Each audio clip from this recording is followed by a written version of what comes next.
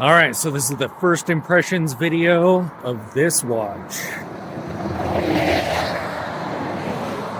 Sorry about all the noise. We are walking to the Deception Pass Bridge.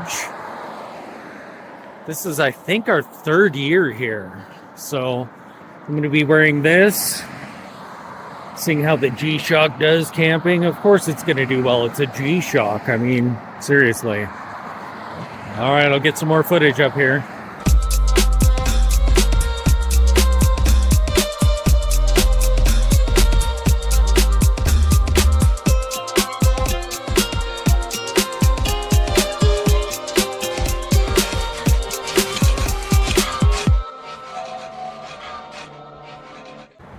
Yeah. The underside of the bridge.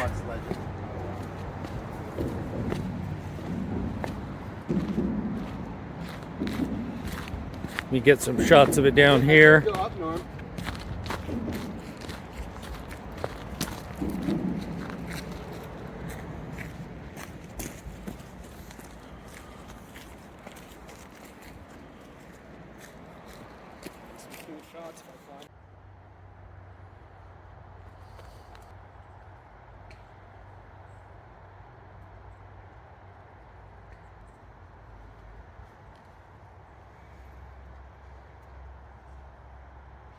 All right, so we just went hiking out on the peninsula. I've got some footage of that I'll share in this video.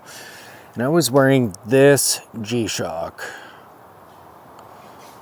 So it has the negative display, which, you know what, back in the day, that would have been my preference. But I feel like now that there's smartwatches and Garmin's and stuff, that's what this kind of looks like because it's dark. It looks like the display is off. These have always been difficult to read.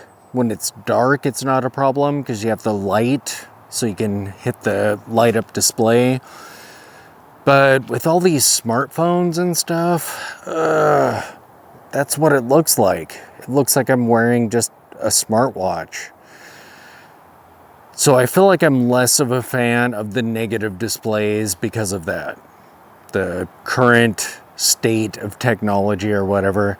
But this is a tough watch. So when I came here, I did the unthinkable. I did what no watch nerd would ever do. Because these didn't fit in the leather watch case that I have, that I put my Armida in, which I took on this trip. These didn't fit in that. So I just did the unthinkable. I threw them into a bag, not in any kind of case of whatever. I just threw them in there. And I mean, they're G-Shocks. They're gonna make it. And yeah.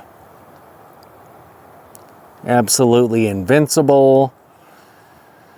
Perfect camp watches, of course. So tonight, when it's dark out, we'll see how this goes. I have the metal G-Shock that I'm going to do a video of first impressions of. I'm going to put that on while I'm out here. And we'll see how it does when it gets dark as well. So, yeah. All right, so here is the black G-Shock. Let's see what its light is like. And I'm holding it down. Oh, there we go. I guess it does stay on. Earlier I thought it turned off, but yeah, you can keep it on, unlike the metal one, which I had tried. And even if you're holding the button, it just turns off. So even though this has a negative display, if it's dark enough, you can totally read it when it's lit up. And there it goes. Yeah, sweet. Okay, so I'm back from camping, and I realized that I didn't get a chance to do a clip of my final thoughts on the all-black G-Shock watch. I kind of ended up being busy playing Texas Hold'em our first night there, and a super nerdy game of D&D our last night there. So what are my thoughts on this watch? I mean, it's perfect for going out and roughing it in the woods. It's a G-Shock after all. And while the metal G-Shocks are pretty amazing, the resin ones seem even more indestructible. Metal can be scratched, but the resins just kind of, yeah, just resin. So the upside is, one, the functionality is amazing on this watch.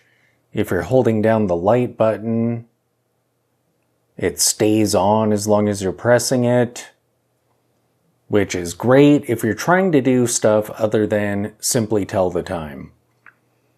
The downside of this piece, in the day and age of smartwatches and sport fitness watches, the negative display, unfortunately, makes this kind of just look like a rugged fitness watch, because the overall impression of it is just an all-black dial. In the past, prior to these watches existing, I feel like negative dials were kind of cool on these watches. Even though they're less legible, they had a novel look to them. However, now I feel like it's the exact opposite. They look like just a Garmin fitness watch or whatever other brands there are out there.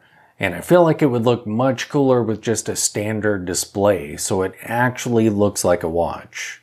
But other than that beef with the aesthetic itself, I feel like this one is a really solid option for doing rugged physical work or camping or sports stuff. Just, yeah. I mean, it's G-Shock, it's indestructible. Perfect.